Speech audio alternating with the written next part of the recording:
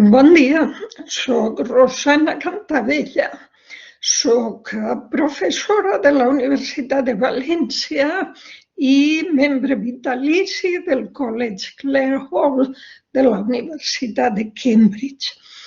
En el minivídeo d'avui presentaré en què ha consistit la meva aportació a aquest projecte Violència de gènere i identitats, coordinat pel professor Vicent Escartí. Doncs la meva tasca ha estat una tasca d'assessorament.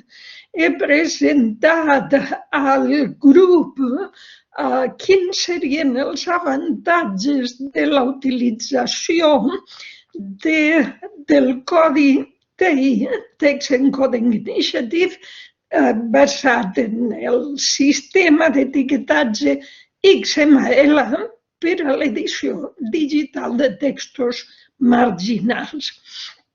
Llavors, el mateix que he fet al grup ho presento així de manera breu. En primer lloc, hem de partir del fet que som al segle XXI i no podem seguir basant la nostra recerca d'edició filològica en edicions estàtiques que tenen encara el mateix tipus de presentació gràfica i plana d'aquest text, per exemple, que és una edició de 1899. Ja veieu que hi ha el text de l'edició i hi ha dos jocs de notes a peu de pàgina, però així no es poden fer cerques, òbviament, és un text pensat per a la impremta. Llavors, necessitem fer un tipus de textos dinàmics que puguen ser compartits amb més facilitat. Llavors, per què triar el llenguatge XML per a l'edició digital? Doncs, en primer lloc, perquè el tipus de llenguatge PDF aviat no serà prou. Els documents en PDF no són reutilitzables perquè les paraules que contenen no estan marcades, ni les seqüències de paraules, ni els paràgrafs, ni res. Ni hi ha unes metadades que expliquen el text en PDF. Llavors, hem de tenir present que la visibilitat futura dels textos i, en bona part també, la visibilitat present passa per màquines. Per tant, cal que les màquines, estic pensant sobretot en cercadors, però també tota mena de màquines d'intel·ligència artificial que treballen amb textos, doncs cal que els textos siguin intel·ligibles, per tant, interpretables per tant d'aquestes màquines, o la història ens arraconarà i ens passarà per alt. I això, en una àrea com la cultura pròpia, la cultura catalana, la història de la cultura catalana, és un perill afegit. Molt bé, limitacions del PDF. És legible per màquines, però no és intel·ligible. En un PDF una màquina no pot identificar topònims, pot identificar si li dius al PDF que tinga un reconeixement de textos aplicat. Busca la paraula València, per exemple, te la trobarà, però si li dius busca tots els topònims en aquest text, el PDF no identifica què són els topònims, només identifica caràcters, només identifica lletres. El mateix ocorre amb cites, amb referències bibliogràfiques. Això el PDF no té capacitat per fer-ho. Llavors, s'insisteix que el factor vital és que cal fer reutilitzables els textos que editem. Llavors, de fet, ja estem acostumats a treballar amb documents XML, però no ho sabem. Els documents en format docs i en format ODT contenen un cor que és la versió textual en XML, tot i que molt limitats. Llavors, si partim d'aquests documents, també podem acabar d'etiquetar aquesta base XML i construir un document XML que siga informatiu, reutilitzable, legible per màquines i convertible a diversos formats, ja que si tenim un document en XML a través d'una transformació automàtica ja tenim el mateix document en HTML, en PDF i en el format EPUB, que és el de les lectures digitals. Molt bé. Així teniu alguns exemples d'XML vista amb el navegador. Aniré directament ací, perdoneu, volia dir ací, que és un exemple d'una publicació periòdica meravellosa, Scholarly Editing, que publica tota mena de textos medievals marcats en format TXML. Què aporta això? Doncs això el que aporta és que quan veiem el text, veiem al mateix temps, podem tenir accés immediat també als facsímils digitals de l'original i, per tant, podem comprovar si, per exemple, si el transcriptor ho ha fet bé, si ha tingut dubtes. Si el transcriptor reconeix que ha tingut un dubte, podem anar allà i veure si, en efecte, ho veieu. Ja tenim davant l'original i veure si, en efecte, això al passatge era il·legible o incomprensible, o bé, si, molt bé, o bé, si realment sí que ho era i tenim alguna cosa, algun suggeriment a aportar, perquè també el que presenten aquests textos marcats, les edicions d'aquests textos marcats en línia, és el fet que podem comentar sobre aquests textos, que el lector pot comentar. Observeu que precisament pel fet que el text transcrit està etiquetat en TXML, podem triar entre veure la transcripció regularitzada o bé veure la transcripció diplomàtica amb totes les abreviatures incloses. Veieu? És el mateix text, però és un text que presenta les abreviatures tal com figuren al testimoni.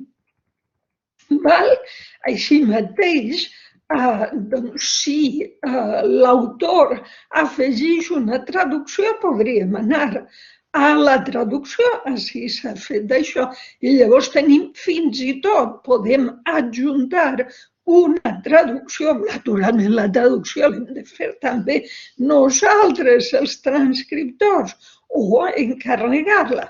Però bé, ja veieu que optar per TXML ofereix grans possibilitats a l'hora de la regularització, de la publicació. Llavors, de plantilles per a la visualització de XML també n'hi ha moltes. Torne ara sí. Així tenim una de les possibles, segons us marcava. Llavors, si apliquem aquesta plantilla al nostre text transcrit en TXML, la plantilla oferirà als visitant en línia del nostre text la possibilitat de fer variades cerques. Veieu que així tenim totes les paraules per ordre alfabètic. Si clicàrem, això és una simulació, però en un text real clicaríem una d'aquestes entrades i veuríem els passatges en què apareixien aquests textos. Me n'he saltat un.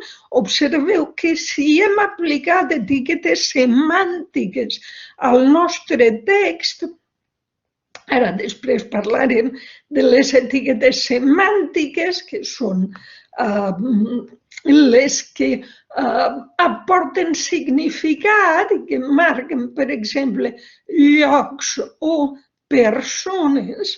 Després, aquest sistema de visualització ens permetrà als nostres lectors fer també tries de tots els llocs que apareixen o de totes les persones, o bé sobre el text mateix, marcar aquells passatges en què apareixen.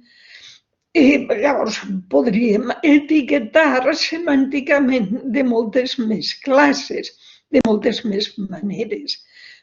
També tenim l'opció de veure, ja veieu que així, l'original i la transcripció en aquest sistema es mostren de manera paral·lela i que si remarquem un passatge en la transcripció, el passatge apareixerà també remarcat i augmentat en l'original.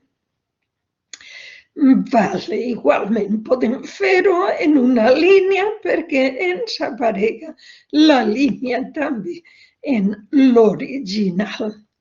Doncs tanquem així. Aquest és un altre passatge que no tindrem temps de veure. I llavors tornem a la nostra presentació. Aquesta era la plantilla Edition Visualization Technology. Per descomptat, també podem, si volem que en la conversió a PDF del nostre text marcat, editat i marcat en XML, aparega la visualització tradicional, doncs també tenim opció perquè la versió en PDF tinga aquesta versió clàssica que us mostrava en un principi de a dalt el text i a sota els jocs de notes. XML permet diversos, infinits, de fet, jocs de notes. Llavors, què és XML? XML és un llenguatge basat en etiquetes.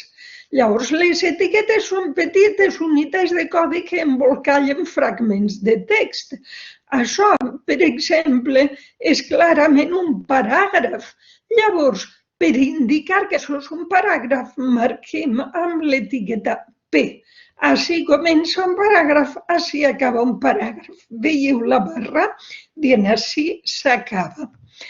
Després, XML és un llenguatge immens.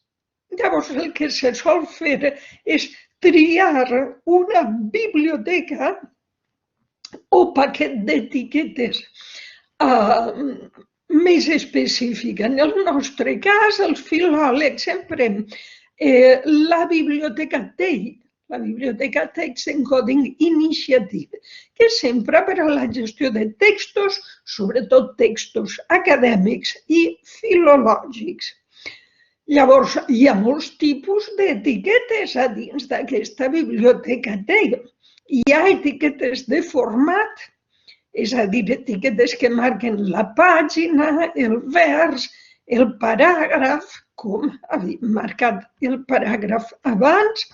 Hi ha etiquetes anecdòtiques per a edicions crítiques, després en veurem algunes.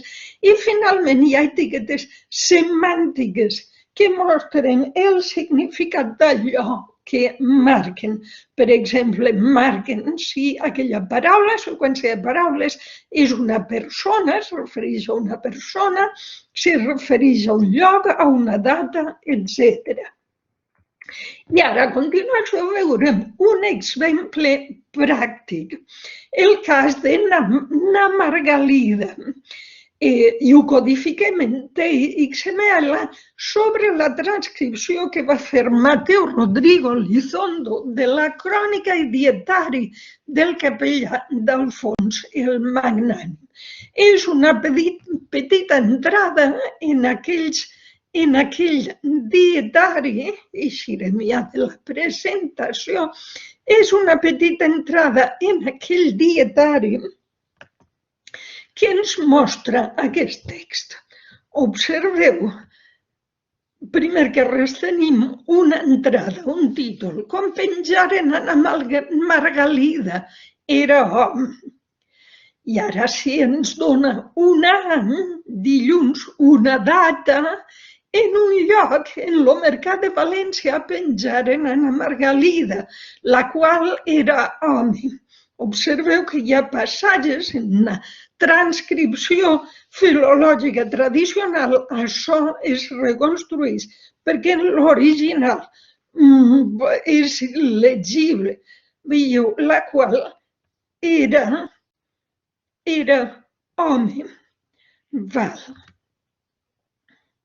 E dient-li Miquel Borràs, fill d'un notari de Mallorca, el qual anava vestit com a dona. Estagué en moltes cases en València en hàbit de vestidures de dona, la qual cosa fou sabuda i fou presa i turmentada.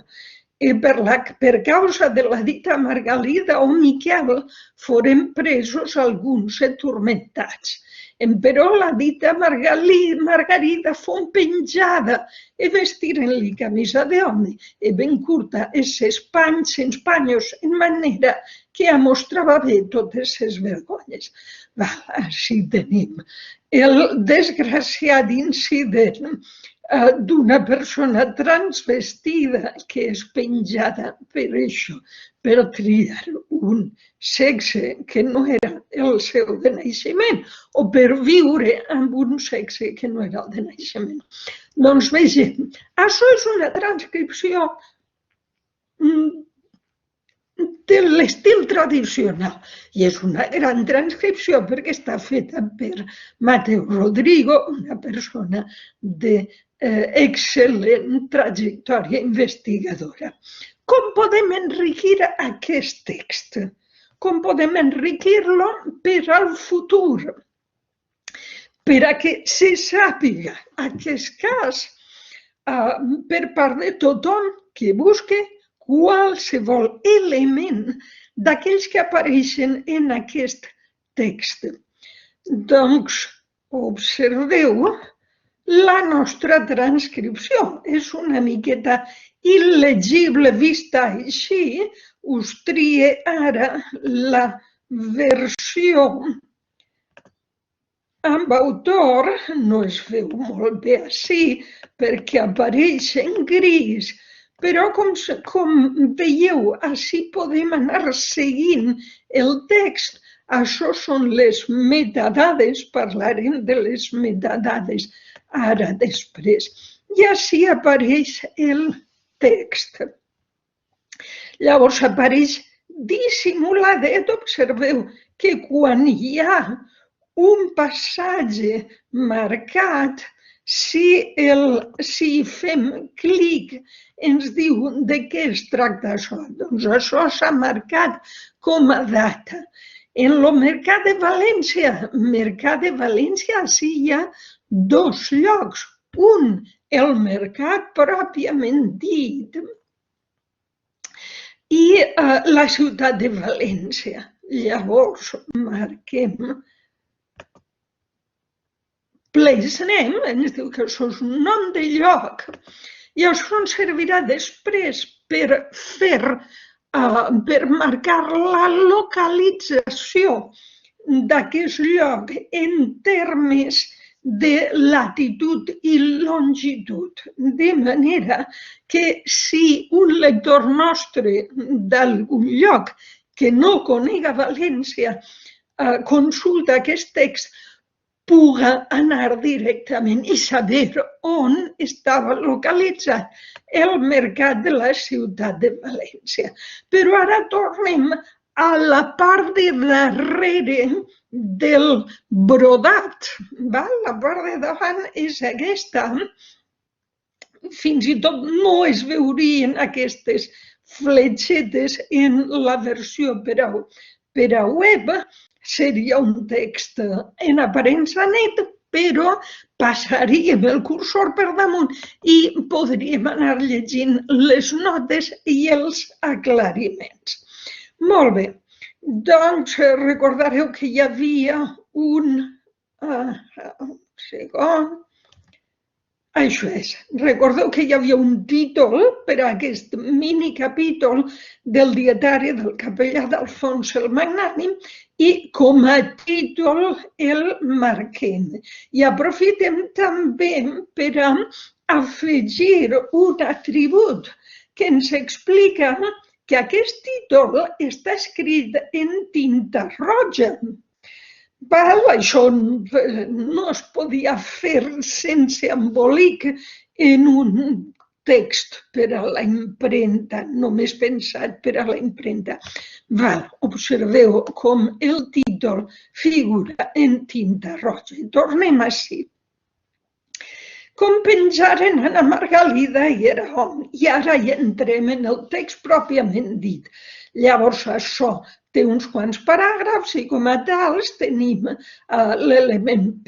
Immediatament seguit, com que el text comença indicant la data del succeït, doncs ens n'anem i marquem en l'any de 1460, dilluns a 28 de juliol. Llavors marquem això com a data. I ho fem comprensiu per a les màquines, per als cercadors. I com a tal afegim l'atribut when i transcrivim, traslladem aquesta data a una data, any, mes i dia, que són les dates que entenen, els formats de data que més entenen les màquines. Llavors, això passa en el mercat de València. Observeu, doncs, que així hi ha la referència al mercat, el mercat de València, però també tenim València. Llavors, hi ha dos jocs d'etiquetes, un per al mercat de València i l'altre per a la ciutat de València. Penjaren, aquí penjaren. Observeu que així tindríem en teoria un problema, perquè la persona aquí pengen d'una banda oficialment es diu Miquel Borràs, però al mateix temps viu com a Na Margalida. Llavors, en primer lloc, tenim l'etiqueta per identificar aquesta persona. I després veureu, penjaren a Na Margalida, i després veureu com la mateixa etiqueta es refereix tant a Na Margalida com a Miquel Borràs, perquè és la mateixa persona. Després veureu com en les metadades unifiquem aquesta persona.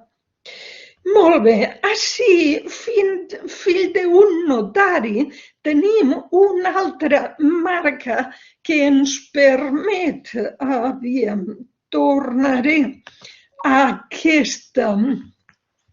aquesta transcripció en la qual veiem que podíem triar la vista de transcripció regularitzada o la vista de transcripció diplomàtica.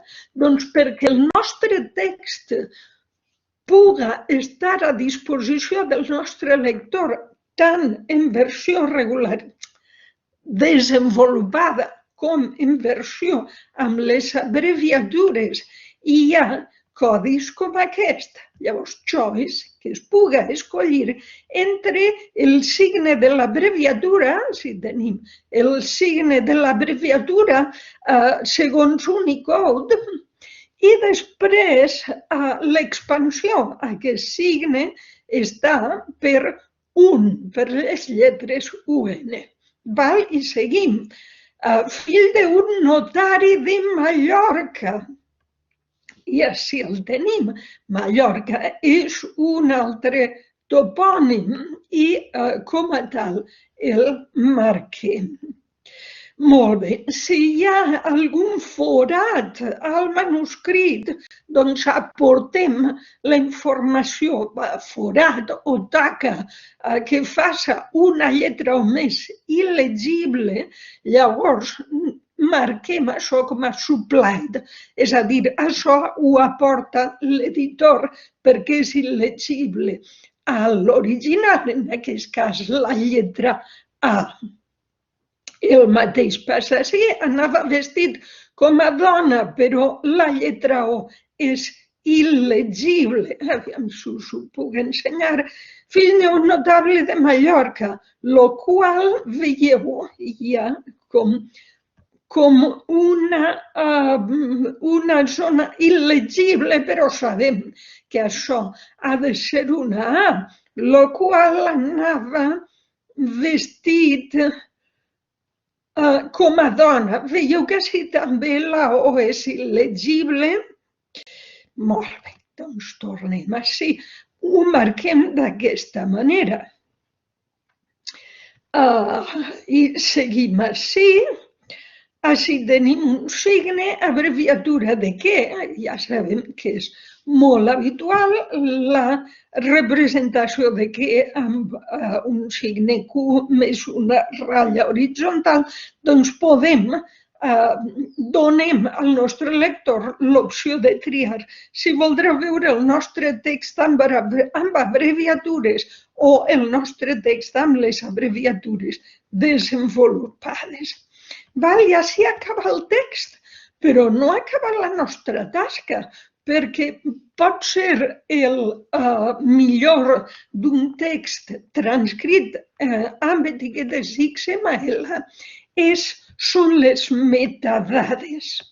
Llavors, les metadades que figuren a la primera secció del document, a les metadades és on diem el títol de l'obra, el títol d'allò que transcrivim. És el capítol Com pensaren a Margalida era hom, que és el fragment 161 de la crònica i dietari del capellà d'Alfons el Magnànim. L'autor d'aquesta crònica és Melcior Miralles, però després hi ha més autors de més aspectes. Per exemple, així està el meu nom i la meva adscripció principal, la Universitat de València, i soc responsable de la codificació en TXML d'aquest capítolet. Però jo no soc l'autora de la transcripció. Aquesta transcripció provenia de l'edició de Rodrigo. Per tant, si hi ha persones diferents, una que etiqueta i l'altra que transcriu, s'ha de donar reconeixement a cada una d'aquestes persones. I així està Mateo Rodrigo Lizondo amb l'edició referida. Sempre és importantíssim en documents XML que conste la propietat intel·lectual. Com es pot optar pel sistema copyright, que és una desgràcia, perquè tal conforme està estructurat representa que no es pot reusar de cap manera aquesta tasca, a no ser que s'aconseguís posar-ho en contacte amb l'autor i tramitar amb molt de paper aquesta autorització, o bé, si el que volem és que les nostres transcripcions tinguin impacte en internet, hem d'optar per una llicència Creative Commons. Llavors, així jo he optat per una llicència Creative Commons Attribution 4.0. Què vol dir això? Vol dir que qualsevol pot reutilitzar l'etiquetatge que he fet d'aquest capítolet, d'aquest fragment, qualsevol pot reutilitzar-lo, però a més pot fer el que vulga, obra derivada, imprimir-ho i vendre-ho com vulga, però estarà obligat a dir que aquella tasca intel·lectual no és d'ell, sinó que és de la persona que figura així, en aquest cas de Rosana Cantabella, per ser jo qui ho he etiquetat. Ho veieu? D'aquesta manera, alhora ens assegurem que se'ns reconega l'autoria i ens assegurem que tinga la màxima difusió possible. Val. Què ve a continuació? Doncs a continuació, aviam un segonet, perquè hem baixat massa cap avall. Així tenim l'explicació de d'on prové la transcripció a partir de la qual hem etiquetat, doncs, incloent-hi l'ISBN, i passem a continuació a explicitar qui eren les persones esmentades en un text i on eren els llocs que s'han esmentat. Llavors, la persona de qui s'ha parlat era una, Miquel Borràs, ja si diem que de nom de fonts es diu Miquel i de cognom es diu Borràs oficialment. Ara bé, com que té un altre nom, també afegim aquest altre nom que es refereix a la mateixa persona. I donem una informació en person, en aquesta secció, fem la fitxa d'aquesta persona. Qui és aquesta persona? És una persona transvestida que va ser executada amb vergonya pública a la ciutat de València. I sabem que el pare era un notari de Mallorca. D'aquesta manera, immortalitzem la vida d'aquest home que va haver de patir ser executat per causa de la seva sexualitat. I passem ara a continuació a la llista de llocs.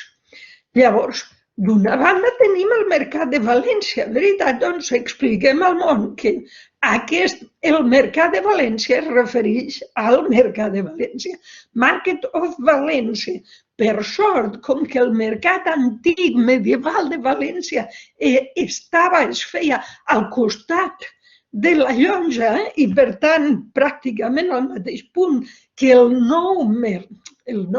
modern mercat, el gran mercat modernista de la ciutat de València, doncs tenim ja prèvia una geolocalització. Al mateix temps, localitzem la ciutat de València, observeu, amb una latitud i una longitud, i també la de Mallorca, la ciutat, millor dit, l'illa de Mallorca, perquè Melcior Miralles només diu que na Margalida era filla d'un notari de Mallorca, però no sabem si es referia a Palma o a l'illa i ja està. Llavors, hem fet la localització, la geolocalització de l'illa. I així, com era un text curt, ja hem acabat.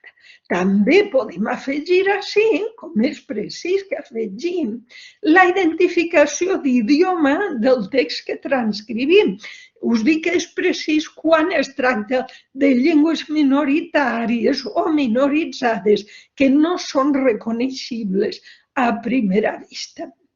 I així acaba aquesta presentació, que ha estat una miqueta més llarga que no desitjava, però espero que us hagi estat útil. Doncs aquesta ha estat la tasca que he portat jo al grup, és a dir, veure, fer veure quin tipus d'edició serà l'edició del futur. Espero que us hagi interessat. Moltes gràcies per la vostra atenció. Adéu.